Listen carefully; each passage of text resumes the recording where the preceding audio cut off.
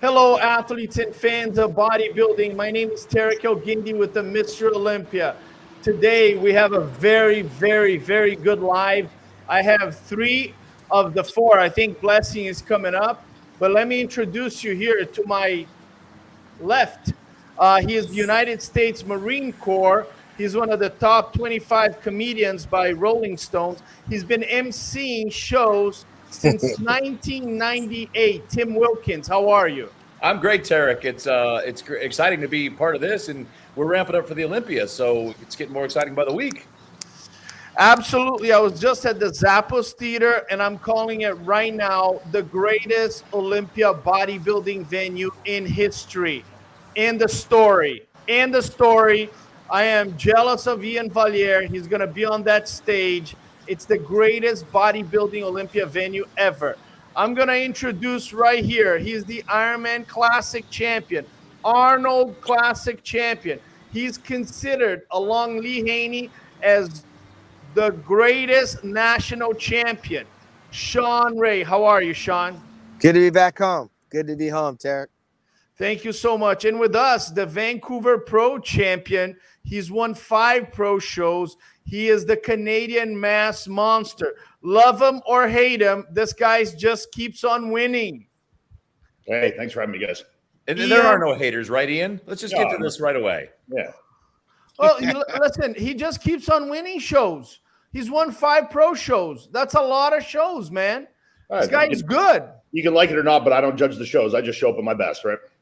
Well, I judge the shows, and I'll tell you, you're quite impressive. Anybody that says different is absolutely wrong. The results show. And I think, at the Olympia, he might be peaking. I think I just called Blessing, and he should be coming in. Before we get into a lot of controversy, I want to talk to you guys about the Tampa Pro.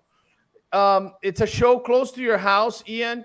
I think you are in Florida, Tim, as well, right? Yeah, I'm going. Hey, there's Blessing. And let me introduce here the Indy Pro, the New York Pro champion. He is the Nigerian Irish Nightmare, Blessing Awodibu. Let's go, baby. The champ is here. How are you? I'm great. I'm fantastic. How are you guys?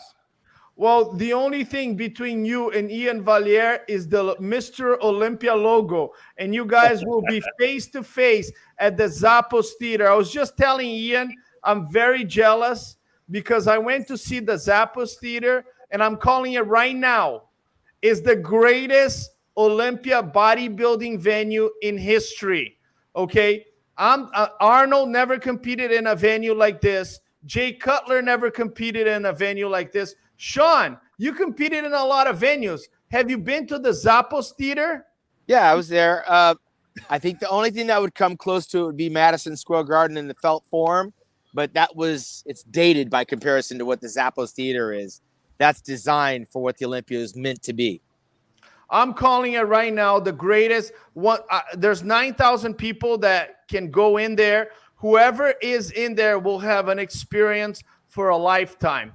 Let's go back to Tampa Pro. You should be pumped. New York Pro and Indy Pro. Let's go here to Tampa Pro.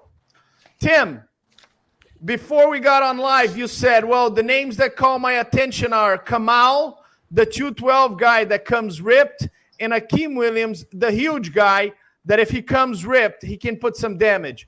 Who's winning the Tampa Pro, Tim? Well, and of course, Phil Klahar.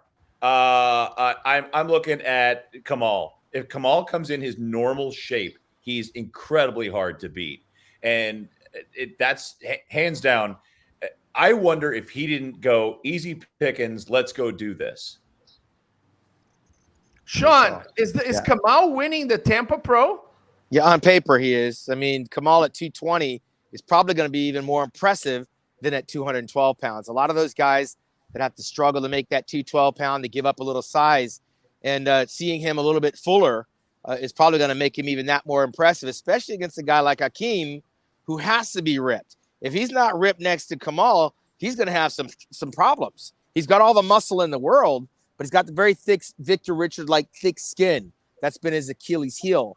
Whereas Kamal, we've always seen him down at that 212 mark. I'd like to see him around 220 or at least north of 215 to be a little bit more fuller. He tends to get a little stringy, but his condition is why he won the Olympia at 212 pounds. That's going to be hard for anybody to beat. Shawn is a human stat machine. Where was Akeem last year? Was he 8th or 9th last year, Shawn? In the Olympia? Yeah. I think, Ian, were you 7? I was 7. Rodriguez was 8, so he must have been 9, and then Shawn was 10. Well, the thing about Akeem Williams is that in the 2020 Mr. Olympia, he got a first call out and he was in 6th place. Yeah. And that was his best conditioning, especially from the side. He had the separation between hamstrings and glutes. He has all the roundness. You know, we're going to talk about Andrew Jacked in a little bit, but one guy that has had all that roundness is Akeem Williams. The only issue is the high insertions on the back, right? Yeah. Yeah. So I'm curious, Ian, you're a mass monster. You like the big guys. Do you think Kamal is overtaking Akeem Williams, or do you see somebody else on this list that might surprise? Yeah, no, I think a 90% plus conditioned Akeem will walk away with the show. Look, I've seen Kamal. I mean, my friend Nick Walker does train with him, and I've seen that at around 220, which he is now, he looks fantastic. I mean, there's no question that he's going to be in the mix for the show. He's very well put together. He gets an excellent condition, and he's been in the sport a long time, a lot of experience, and I think that's going to come into play here. So, yeah, I think Akeem is the name to beat, in my opinion. 6th place in the men's open. He's been high at other big shows as well. He's won some big shows, and he's going to be, upwards of 40 pounds bigger than Kamal. But, from the back, yes, he could lose some ground there. Kamal has a lot of detail, a lot of condition, and that is historically Akeem's weakest point. So it's going to be very difficult to say until you really see him stand next to each other. For me, the side shots and the front shots, I think Akeem will be very overwhelming, especially the side shots. The side chest is insanely thick. His side tricep is gigantic. You can see there. That's one of the best side legs on the planet. I mean, that's,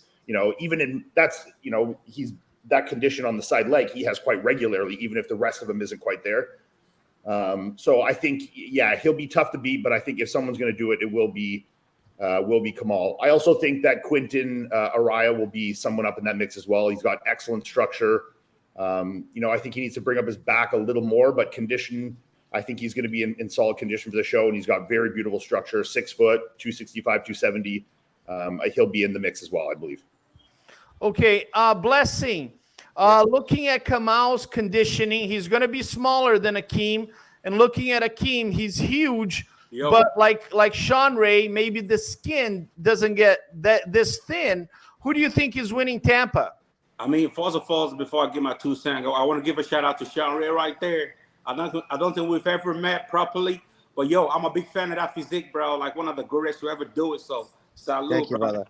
As far as the Tampa, bro, I mean, this is bodybuilding. It's gonna be down to who will bring it on that day. So it's very hard to predict, but I like Kamal. I'm looking forward to see Quentin as well. It's another physique that I really like. So it's gonna be a great show, man. It's down to whoever brings it on that day. So. You know who's another genetic freak is that Sung Chul Lee, and I haven't seen anything recent on him, but his shoulders are huge and capped, and it goes down to a tiny waist with giant legs. Yep. So if he brings in conditioning as in filled in some low to mid back, he's going to be a shocker. He's going to be a top 5 guy. Yeah, the thing with him is always the conditioning is the wild card for him, but as much as it is for Akeem, I mean, they're both really nice shaped guys. I mean, he's got very good structure, very balanced. The back needs to come up a little, like you said, but the condition, I've done a few shows with him. I've never seen him once in like lights out condition that I think could compete with Kamal or the size of Akeem. One guy that he took second at the Cal Pro is the German guy. He has a little bit of mass and he comes in good conditioning. Is Tim Budestein, right? I think this guy, if he comes in good condition, he's not going to be as big as Akeem, but if he's in good condition, he's going to overpower Kamal. Do you remember this guy, Shawn? Yeah, I saw him at the Cal. Was it the one he lost to Charles Griffin? Was it? He lost to Patrick Moore a few years. Right. Yeah, right. Patrick Moore. He's not in Kamal's league. I got Kamal's just too put together. I mean, listen, the only thing that could potentially happen to Kamal is that Father Time's caught up with him over the past year. We haven't seen him off. I mean, he got beat by a better conditioned Shawn Clarida. He got beat by a bigger, fuller Derek Lunsford. Kamal has been a study of consistency since he arrived. I've yet to see him go into a bodybuilding show and just be off. All these other guys have question marks. Hey, They're hit Shawn, and miss. you've got all this in your head. Is Kamal going to be 52 or 53 this year? I think he's 52. Dang. Thanks, Ian. Yeah, but they're again, both. I mean, we never talk about his age because we haven't seen the fluctuation of being on and being off and seeing Father Time catch up. It didn't catch up with Dexter until his last Olympia. It didn't catch up with Vince Taylor until his last Olympia. Kamal seems to be right in that sweet spot, and he's smaller than both of those guys. Again, condition is going to favor him. Yeah, you know, Kamal, I met Kamal in 2018 in Tunisia. He had never competed with the IFBB Pro League. And he said he was going to do the Arnold. And I looked at him, and I think a lot of the other great competitors were there. And I said, well, you know, it's going to be a challenge. And he did so well. This guy is shocking. I think once you get to that age, you just know your body so well. And it gives me the impression that he knows how to nail his conditioning. He also knows how to pose really well. And you're right, Shawn. He might be the most dangerous man on that stage coming up in Tampa. But don't forget, I mean, Albert Beckles, he was doing it well into his 50s, right? I mean, Robin Robinson, well into his 50s. No one's ever talked about age with Kamal, but I think it's because he's small and he's been in that 212 category. So he doesn't have to really worry about size. And let me tell you, when a guy is used to being in condition, the only thing that we can expect from him is that he'd have to be injured or that he'd have to come in off. And he has never been either of those two. So on paper, I have to say he's the guy to beat. So just so some of us lose some followers on Instagram, Tim Wilkins, who's winning Tampa? One answer. Kamal. Shawn Ray, one answer. Who's winning Tampa? Yeah, I agree with Tim. Iain Valliere, who's winning Tampa? Akeem. Blessing Awodibu, who's winning Tampa? Oh, man, I don't really know, man. Kamal, probably. All right, so here's the thing, though, Terrick. So Kamal wins. Does he suck down and go into the 212, or does he go into the open when it comes time for the Olympia? Apparently, he said that he was going to do 3 shows in the open, but his intention is to go in the 212. I mean, if he wins these 3 open shows, I mean, what do you think? Should he go to the open? Keep coming down. Like he's a study of consistency at 212. He could get lost in the shuffle when you start dealing with the bigger boys, but he might as well go back into that 212 and put some money in his pocket because it's not going to be hard for him to stay close to that contest range, and he'll probably continually come down with those 3 shows. I'm not sure which 2 you're talking about after this one. Is he going to Texas? Yeah. He is going to Texas. And then what, Reno or? Yeah, I think so. Legion, yeah. Why not? He's going to be on a diet anyway. That begs the question, Ian. I know I'd like to ask both you guys how you pick your shows, but going into the Olympia, if Lunsford is not going to make 212 or decides, hey, I like being a big boy, and gets the special invite from the committee, would you just say, hey, as Kamal, I'm going to drop down to 212 and dominate? Well, yeah, Clarida is doing the open as well. So I mean, you have the 2 guys ahead of you out of the mix now. So I mean, that's a wide open division. I agree. There's no reason for him at his age to be pushing up and trying to compete with the big boys. You look awesome. You're consistent at the 212. You know, you're already on a diet. Cut down, collect that check, collect another title. I mean, you're now a 2-time 212 champion. I think that's the absolute smartest move for him. I mean, like you said, he runs the the risk of getting lost in the shuffle in the open. You know, and you end up outside of the top 8 or top 10 versus you can go into the 212 and I think be a relatively clear favorite there. You know, sorry, Shawn. Ian, did you say that Shawn's doing the open? Correct. That's on record? I believe so, yeah. Well, I know he qualified winning the Reno show, but I thought he was going to try to capture the 212. You're saying he's going to go open. To my understanding, if he's qualified in both, his choice was to do the open. Yeah. I don't quote me on that, but I'm 92% sure. Well, you know, I think there's a lot of strategizing based on what's happening to Derek. You know what I mean? Whatever happens to Derek, and then some guys are going to make their decision. Yeah, but Terrick, if Derek is going to go open and you're Shawn Clarida, why the hell would you go open? I mean, Shawn's 177 pounds on a good day. I think Shawn also, as one of the smaller guys, wants to prove himself against the biggest and best. And he has won the Olympia in the 212. And I think the next endeavor for him is to see how he stacks up against the big boys. And, you can only commend that. But I do agree with you on the flip side that, with Terrick out of the mix and, it's obviously, one less top guy that you have to deal with there. And it definitely, brightens your odds for sure. Yeah. With that open lineup, I'm Shawn Clarita. I'm going back for number 2 on the 212 because he's not even sniffing the 200-pound. So the 212 was wide open for that guy to go back and win it. I would do that. You're going to look like Flavio Boccanini standing next to you guys at no 230, 250, 270, and 300 for Big Ramy. Yeah, Clarita should. He did just beat Regan and Sergio at the end of last year at a 100-pound deficit. So, I mean, he's shown guys like Shawn have. I mean, if the physique is there in every other aspect, just because you're a little structurally smaller, lighter, doesn't mean you can't, overcome these guys. I mean, take advantage of their, slight lack in conditioning, slight lack of, body parts maybe not being quite filled out. If you're complete everywhere, his conditioning is excellent. He is full as a house. I mean, he looks like he's going to explode. He's so full, Shawn Clarita.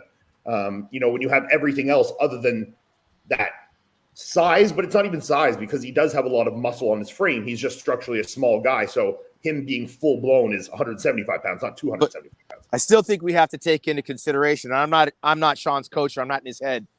You compete to win. Yes. Where is his best place to win? Yeah, he could beat a lot of those guys in the open category. Can he beat Big Ramy? Can he beat Brandon Curry? Can he beat you? I mean, that's a lot to consider. I never, with my own personal experience, I never went to just try to place in the top 6. Shawn Clarita can win the 212. I don't know that Shawn Clarita could win the Mr. Olympia. And that's, I think, where the dynamic is, where you really got to take into stock. Am I going to be better off marketing the 212 championship as a 2-time champion or be a top 6 guy? I mean, you compete to win. There's definitely different ways to look at it. I mean, it's like I said, I think it's really depends what the goal you have in mind you want to accomplish is. If he feels he's, left his mark in the 212 as, the smaller guy to conquer that division, now wants to move up to the next one, that's obviously just a personal decision at that point. But obviously, yes, I mean, it would be a clear setting to go in and have a very good opportunity to win the 212 again. Absolutely. Yeah, well, it should be interesting. I think the open division is going to be massively entertaining. I want to talk about this guy. It kind of reminds me of the hype that Blessing Awodibu had a few years back. Everybody was talking about Blessing. This guy is coming from Ireland. Is he Instagram hype? Is he the real deal? People are like, oh, he's just hype. He'll never win on stage. And then Blessing comes in. He places 3rd in his pro debut, and then he wins 2 shows.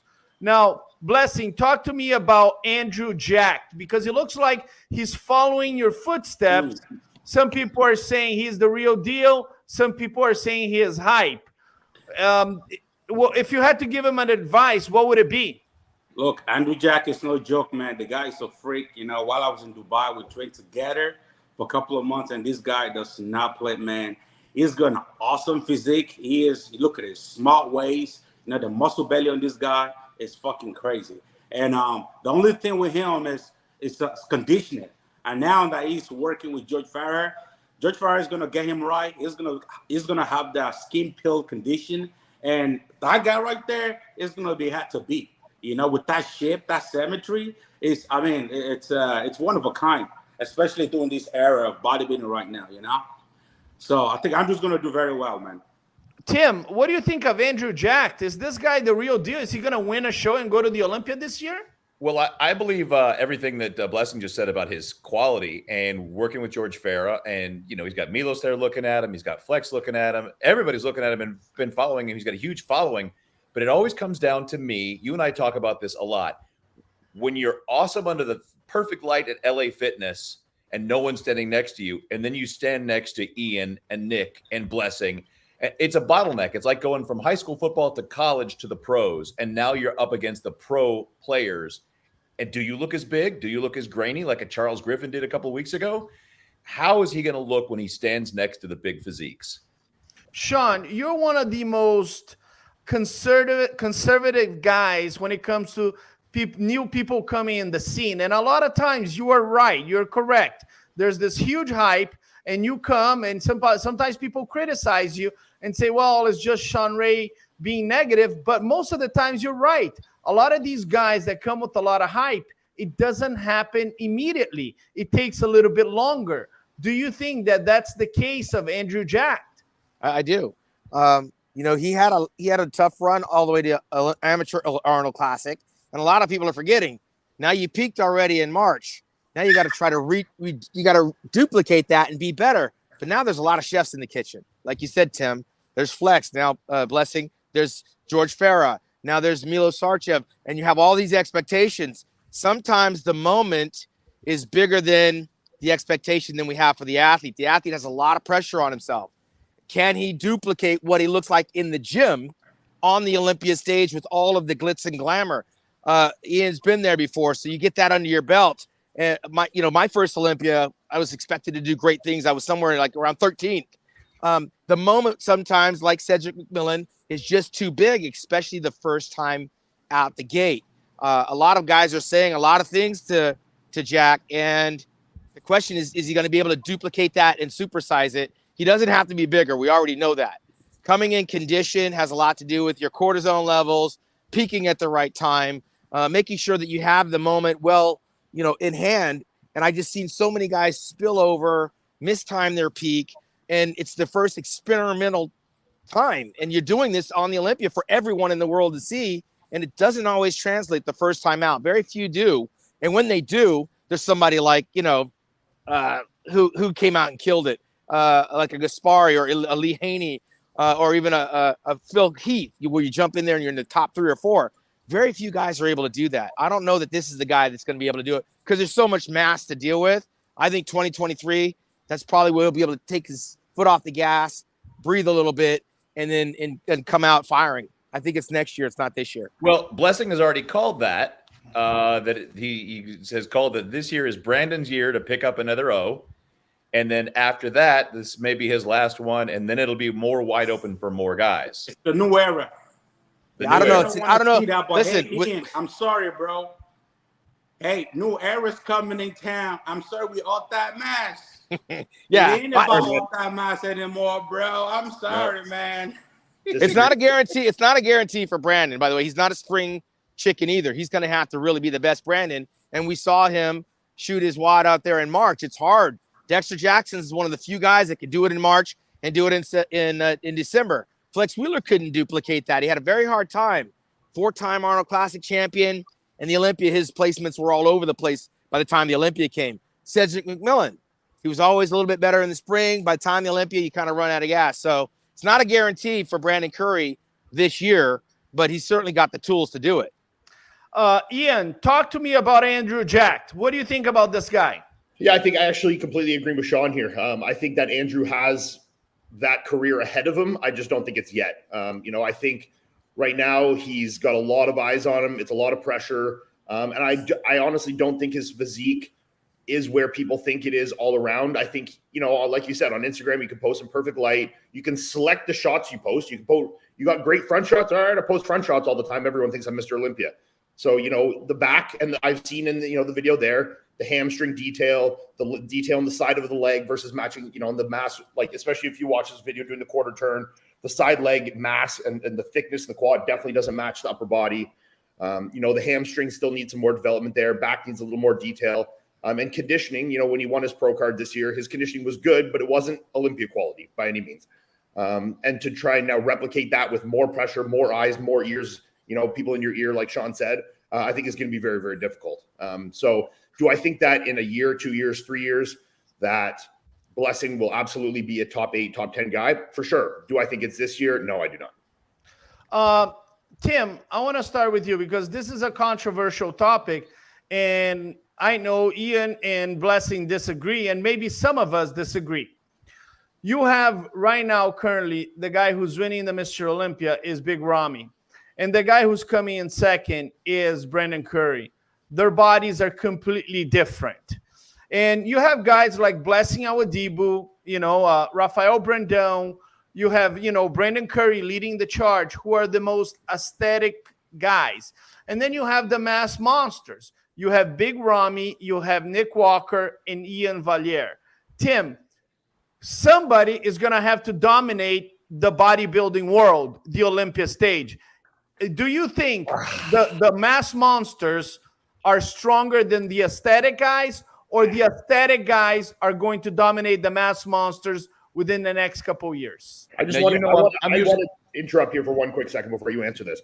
I think this question needs to be taken with a slight grain of salt here as well, because you're under the assumption that someone like Ramy or myself or Hunter, if you want to throw them in there with the big guys as well, have poor shape and poor aesthetics, which I disagree with. Do I think that they have less than someone like Brandon? Sure. Do I think that they outsize the difference in aesthetics significantly? Yes. That's a good point. That's a good point. Just because you're massive doesn't mean you have good lines, you know, and a lot of these guys, including Iain, has a small waist. But Tim, I would say that you consider yourself a mass monster, wouldn't you, Iain? I would consider myself, if there was a left to right and the center, I would say I'm slightly more to the side of the mass monster side. You know, I think I appeal to that type of fan more than the type of fan that would go and look back at Flex Wheeler or, you know, guys like that. You know, I don't think I appeal to that crowd more than I appeal to like the Dorian Yates, Branch Warren kind of crowd. You know, I bring more density and graininess, and some shots aren't the prettiest, but I think as a whole, you know, my physique flows well. I do keep a very small waistline. So there is certain things I have that are aesthetic, even though I wouldn't consider my shape and flow someone of like Brandon's. So I would say I'm, you know, slightly more to the mass monster side, but I'm clearly obviously not 300 pounds on stage like Ramy. So, you know, I think I'm kind of in that middle ground there where I can still bring excellent condition and maintain good shape while having enough muscle to be competitive against anyone with a fair amount of muscle. I think that's where I would come in, and it's not going to be about aesthetics as much as it's going to be about the conditioning. Shawn and I, it's our 4th or 5th Olympia, and we saw a lot of people they didn't break out the towels on stage. It was mop buckets. The water was still pulling. Friday night at prejudge, and looking at your physique in that picture in Olympia last year was not a good comparison to looking at it a couple of weeks ago in Vancouver, where you were just peeled. Yeah. Just peeled. And if you're going to carry that kind of size and bring that kind of conditioning, it's going to be hard. It's going to be hard to be. It's not a straight mass monster anymore. Now you're someone with the mass and the conditioning that makes it really hard for people. Blessing, I see you nodding your head. I mean, I'm agreeing with you. With you. Hey, but what happened when a guy with you know, good bit of size, aesthetic, good shape, and a great condition shows up? You know? I mean, obviously that is the ideal world of bodybuilding, and that right now has been Ramy. You know, Ramy has still a good waistline. You know, he's not blown out in the midsection. He can still pull up and hit a nice, you know, front double with a nice elongated midsection and good shape. You know, and that extra size he has over Brandon is what's the deciding factor, in my opinion, you know? So let me rephrase the question. Tim, you have the mass monsters, okay? Nick Walker, you have Iain Valliere, and you have Big Ramy. They're one generation. Then you have the other. You have Rafael Brandão, Brandon Curry, Blessing Awodibu. You know, I think Hunter could be considered also pretty aesthetic. In the future of bodybuilding, who do you think is going to dominate? Is it the big guys? Are we going into a mass monster era? Are we going to the aesthetic area? Or there's going to be a hybrid in there? I think it's got to be a hybrid. I'm going to walk that line and not be Mr. Controversy. It's got to be someone with a pleasing, big. I saw a post of Ian's saying, hey, this is bodybuilding. It is still bodybuilding, but you've got to come in conditioned, aesthetically pleasing. You can't be. One of my favorites is Marcus Rule back in the late 90s, early 2000s, Shawn, who just looked like Play-Doh or Play-Doh stuck on top of muscle, like a little figurine you would get on a bobblehead. There was blocks of muscle. And it didn't have the tapered waist. It was just beef. His chest was kind of messy. Yeah, it's like clumps. When I say mass monsters I'm not saying Paco Bautista. You know, I'm not talking about like a zombie physique where it's just like mishmash of muscle and just, you know, oodles of ugliness. You know, I think obviously to be the greatest bodybuilder on the planet, you do have to have everything. You can't be significantly lacking in any department and be claimed the best bodybuilder on the planet, obviously.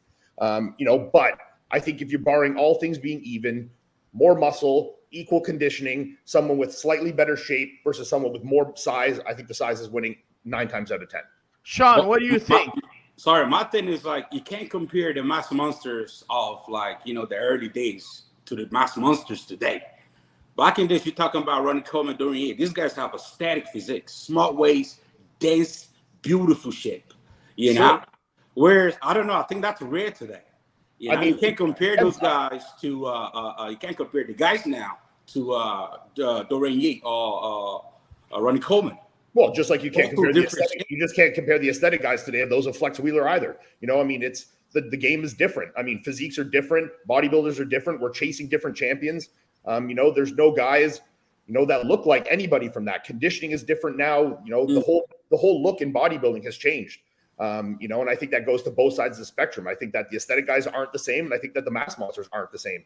You know, I think we are, like Tim said, sliding slightly all into the center, into somewhat of a hybrid. And I think right now we're kind of in that confused line where we're having like 1 year a champion of Brandon Curry and 1 year a champion of Randy, where like are the complete opposite ends of the spectrum. And I think it's kind of whittling the people chasing down closer to the center. And that's where I see it going. Shawn, what's that? Tamer or Terrick, what's that kid's name that's coming over from the IFBB Pro Elite? Grizzo. Michael Crizzo, yeah. We can't sleep on that guy. He looks like he's a 6 footer. Yeah. How tall? He's very tall. Yeah. I mean, and he clearly, if you're that tall, you're probably considered a mass monster, but he picks the right show and does the right thing. He's going to be in the mix. I think his back needs a little bit of work, but we can say the same thing about Rami's back for being such a big guy. His glutes need work. I mean, he has undersized glutes for the size of his legs, and his back needs some muscle. Yeah. But obviously, he is a gigantic human. You know, he's got cannons for arms, great quads. I mean, you know, with still some good aesthetics to boot. So, yeah, I mean, if he gets in shape, I mean, he's definitely going to be a problem for anybody.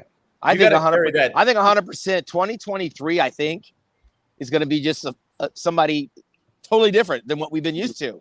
I mean, think about it. We've had all these multiple repeat champions. I think 2023, not 2022, but 2023 is going to reveal somebody either from the back of the pack or somebody with a fresh face or somebody that's been plodding away. I mean, Blessing, you're my bodybuilder of the year so far, bro. The difference that you made in a year was incredible. I'm throwing Samson Dowda as the pick for this year for that. And again, that's another dude. Listen, all these guys talk, and Iain is among all these guys talking. Actually, Iain, you know, people think I'm like bullying you, but I'm not bullying you, bro. You jump on my case since last year. When I was down, bro, you kicked me, bro. Everybody was making fun of me, and you were right at the very front of it. I just backed up my boy Nick Walker. And look, listen, I'm just telling you, bro, you're going to get smoked at the Olympia. All you call me an Instagram bodybuilders. I continue to prove all of you guys wrong. But Blessing, you need that. You need that. Make excuses, bro. Hey, if this is what keeps you training hard and working hard, that thought that you might one day beat me, then I'm all for it. But all it's going to be is that's guaranteed, bro. That's guaranteed. I'm going to go ahead and put it out. I'm proving. If you get lucky this year, I've been to the Olympia twice. I've proved myself. You're the one now chasing me. Well, listen. So if you want to chase me, that's great. I welcome a challenge. All right, let me give you the challenge. Who's buying the steak dinner? The one that places higher.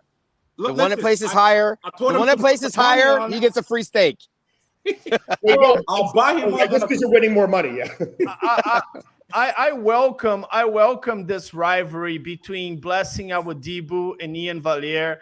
I welcome the rivalry between Blessing and Nick Walker. I also welcome the rivalry between Iain Valliere and Antoine Vaillant.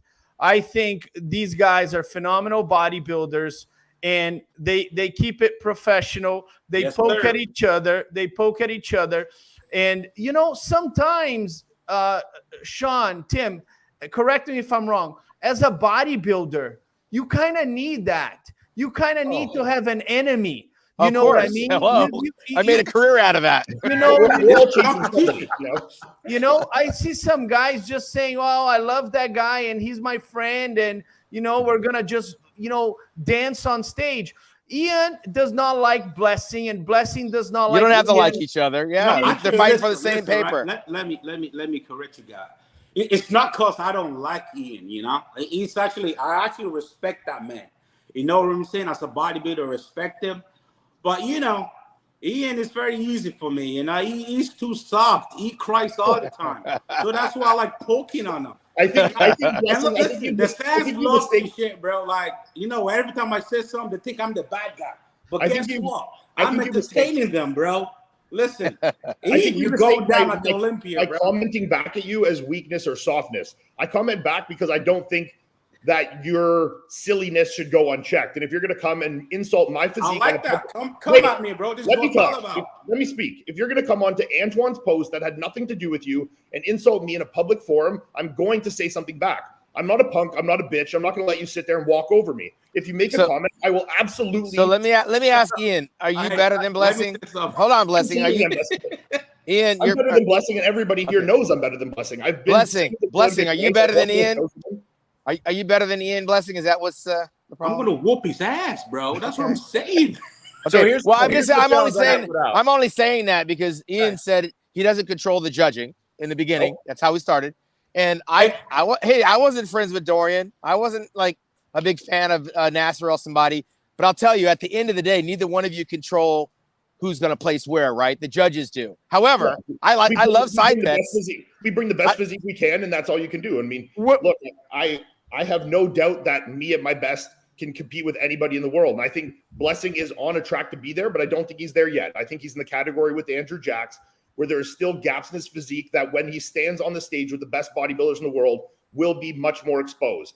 I think beating Justin Rodriguez at 65% or Hassan or these guys versus placing against Nick Walker or Hunter Labrada or Hadi Chopin or Ramy or myself is a very, very, very different animal. And being someone that's been to the Olympics, I like the energy, bro. Yeah, well, Blessing. Hey, listen. To be fair, last year, this I will never win a pro show. This I will never place top 3 in any pro show. But what did I do? You know what I'm saying? And we're going to Olympia right now. You know, and I'm gonna revisit all of this crap. Dude, we've all every single one of us that's competed has had someone tell us we weren't going to do something. I've had a million people tell me I wasn't going to be top 7 at the Olympia or win pro shows or do any of this, and we all still did it. Everybody has doubters. Everybody has haters. And if that is all that motivates you, I mean, it's a little bit on the sad side. I'm gonna tell you both right now. I'm not missing this Mr. Olympia for anything in the world. I will revisit this. If you are a Zappos theater and they call the name Iain Valliere and he goes on stage for his first free posing, and then they call Blessing Awodibu, you gotta be a Zappos theater. If you can't be there, if you live in China, if you live in Russia, if you live in Brazil, Nigeria, sign on to the pay-per-view, because this is going to be the greatest bodybuilding venue in the world. And who doesn't like a rivalry? I just need a few seconds from you guys, and then you guys can banter against each other. Terrick, ask each one of these guys who their top 5 are, because we kind of, as commentators, Tim and I go back and forth. But give me your order, Ian, of the top 5 in the finals of the Olympia. Can I give them? Okay, I'm going to give them just the names first, and then if I can arrange them after, I'll do that. So I think in the top 5, you're going to have Nick, Hadi, Ramy, Brandon. Go to 6th place. Go to 6. That's 4, right? Nick, Hadi, Brandon, Ramy, and then I think you get close to having Hunter, myself, or Bonac. Okay, that's good. We flip-flopped the last 3 years. Bonac beat me last year. I beat Hunter the year before. So I think we're a very close bunch. And I think that will be the closest for the 5th and 6th spot. Will be us 3 battling for 5th and 6th. All right, Blessing, you're up.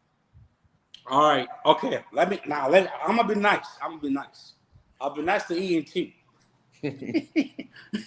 All right. Okay. All right. So the way I see Brandon winning, Ramy 2nd, Adi Cupin, Tord. I see the Boogeyman 4th. Right behind the Boogeyman, I see Untitled Brother, and then Nick Walker. And that's then Ian, of course, he get that 7 again. Okay. I only said top 6. Okay, both of you guys failed to realize. Nice to you, because I wouldn't have given you top 7. So. But what both of you guys left out, and this is an X factor, is that if Derek Lunsford is in that open category, is he a top 6 guy? It's absolutely possible, yes. I mean, look, none of us have seen what Derek looks like at 225 or 230 pounds. We've seen him sucking his physique down to 210, 212. So it's really interesting to see what that's going to look like. I mean, we saw him guest pose at Pittsburgh, at an off-season weight, and his conditioning was still excellent. He could stand by Nick, who was one of the biggest bodybuilders on the planet, and not look small in any capacity. If he is in the same kind of condition he can get at in the 212 at 225 pounds, then yes, he'll be in the top 6. Which means one of you guys is getting bumped.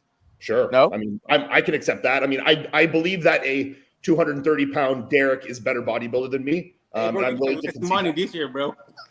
Pardon? Just check. You get less money. Who? So You. I'm not getting less money. So Derek. guys, I just wanna go on a different direction here. We have new bodybuilders coming up at all times. Andrew Jack is a new bodybuilder. Just a few years ago, Blessing Awodibu is a new bodybuilder, and now he's going to the Mr. Olympia. We have guys like Michael Krizo, who came to the IFBB Pro League. But I want to mention one guy that just won the USA's, and he won the super heavy, right? He weighed in 245 pounds, and I want to congratulate him. And I told him I was going to bring his pictures to the live because I wanted some of you guys to take a look at him. He won the overall at the Emerald Cup, and he went to the USA's, and he won the USA's super heavy. His name is Stuart Sutherland. Yeah, Look I good. was there. Yeah, I So- mean, the USA's and Olympia lineup are miles apart. I understand that, Shawn, but at one point you were at the Nationals, and Yes. everybody thought you were great. This guy, 245 pounds, quite short. You like his structure? I thought he needed a little bit more triceps, a little bit better conditioning, and a little bit better hamstrings from the rear. That was my knock on him. He was a little soft in the midsection. Tim, what do you think about this guy? I think he looks like a top competitor at that level, but like I said, that bottleneck to the next level of pros is a little more demanding. We're going to need a little bit more quad, tighten the waist up a little bit, and just to bring in a tighter package with a little bit more mass. The kind of that hybrid that Iain was talking about, a more tapered waist from the back as well, or a wider back to get that V going. There's something still that needs to be done to get to that next level. Iain, how far is this guy from making an impact if he puts a little bit more weight, improves the conditioning, does something to his body? Yeah, I mean, that's a lot of big ifs. So, I mean, it depends. I mean, look, does he have a very good base? I mean, you can see in his abs and thighs, obviously he has a good structure. There's some lats there. His waist is reasonably tapered. It does look a decent X-frame, but it looks like his peak process is not quite nailed down here. His look is a little, I can't quite tell if it's flat or soft or like something with sodium or water that has a little bit of a blurring to the skin to it. It could be his tan as well. It's not the greatest. I think he looks awesome. I mean, that side chest is a great shot. I mean, good quads, good chest. His delts look great. I agree with Shawn, a little more triceps there. The thing I find too is the thing with conditioning is people that don't get in condition sometimes never do. And it's always the like, well, what if he shows up at 100%? Well, maybe you're seeing 100%. Maybe that is 100% conditioning and he will never be better than that.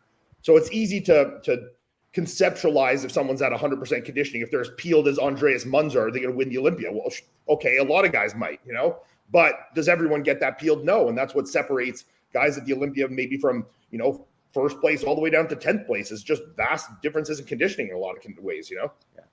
Hey, Blessing, a lot of people were having the same opinion of you. They were saying, hey, this guy is going to take a decade for him to win a show, and you went in there and you won a show in your second year. What do you think about this guy? I mean, I think this guy looks really good, man. Nice shape, very aesthetic as well, actually. He just got his pro card, right? Yes. Just got his pro card, yeah.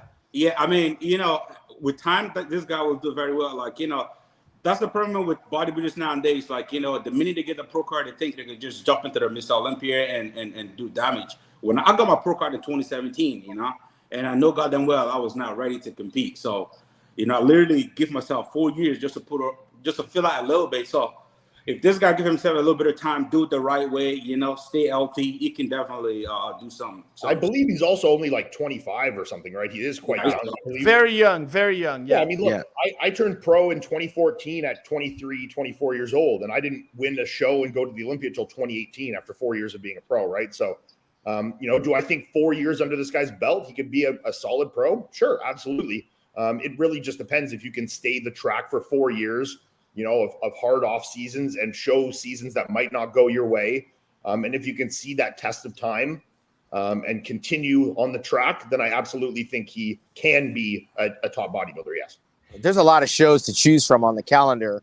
Sure. I mean, I know like Shawn Clarita got that victory at the end of the year over there in Reno. And who was that? Was it Reagan that went all the way over to Egypt or somewhere? Yeah. I mean, so there's a lot of choices if he picks the right one. Jumping right into the Arnold or trying to jump into the New York Pro or Tampa, that water's too deep for him. But he can probably find one along the way to test the waters next year. Hey, Terrick, before we forget to say, one of the things Shawn and I have really enjoyed over the years, the live show seats are filling up fast. VIP packages are going. If you're anyone around the world that wants to see Blessing and Ian and Nick Walker and Hunter and Rami, Brandon, William, Bonac, and you want to watch that pay-per-view, we have a great guest commentator for the Open this year, don't we, Shawn? Yeah, we mentioned him earlier. Phil the Gift. Heath is finally coming out to share some commentary. He's been very quiet.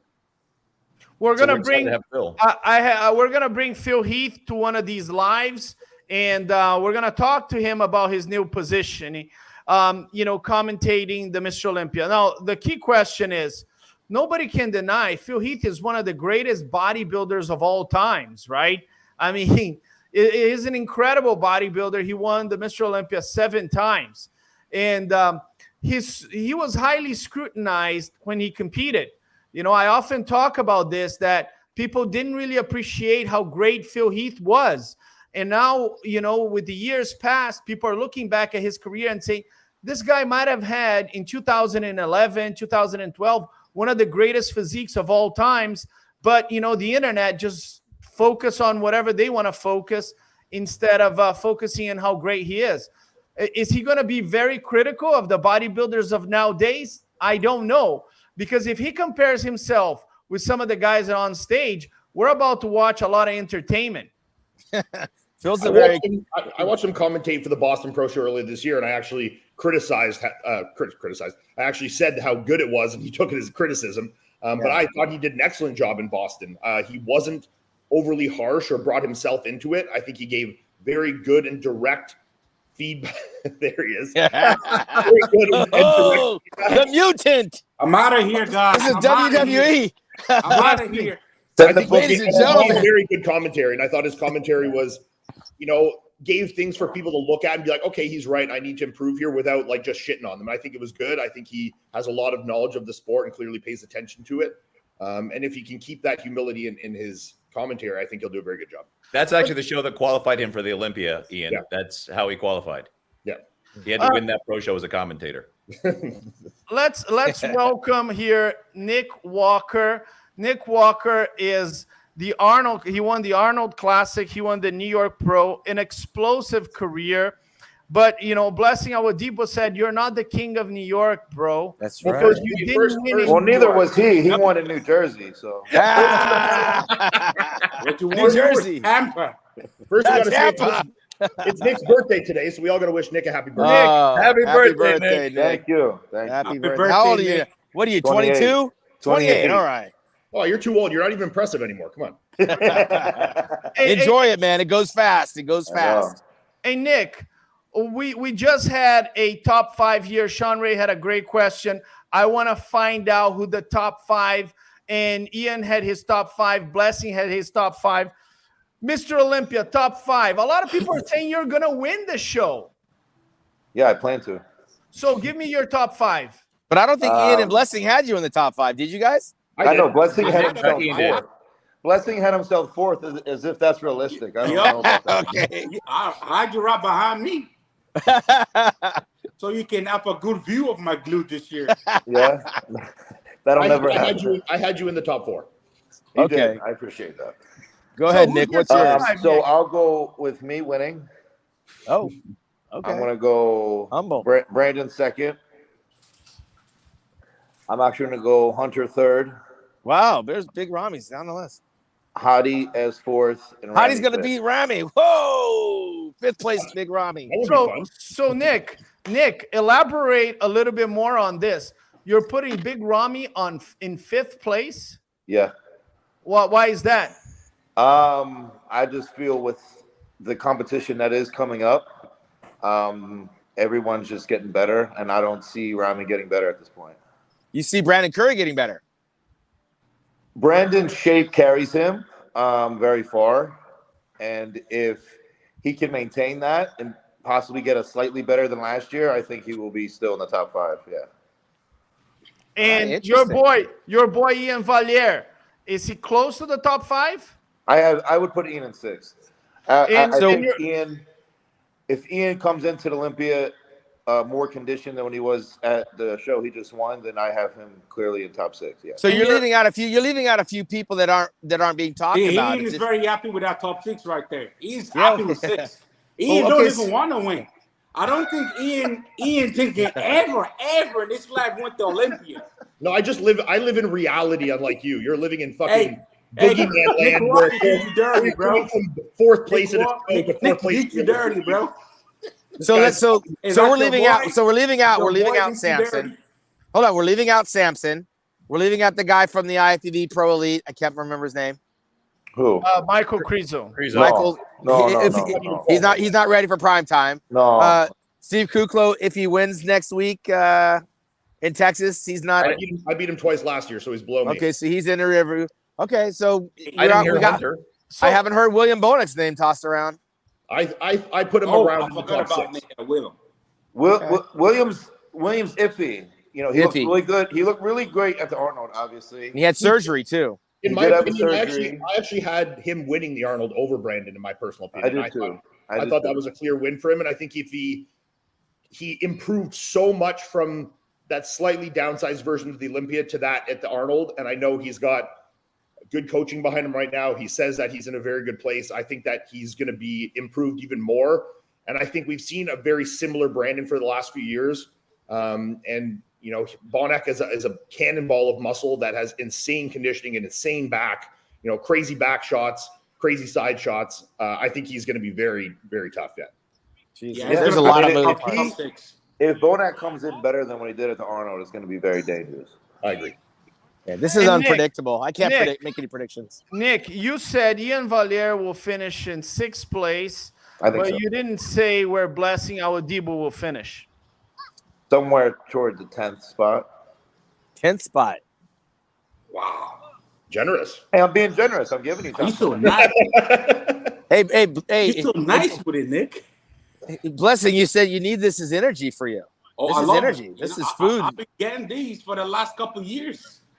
You know, they all roll me up. I've been following this rivalry online. Man. If Iain talked about my calves the way he talked about Blessings, I'd put 4 inches on those bad boys every week. Go to work. Go to work.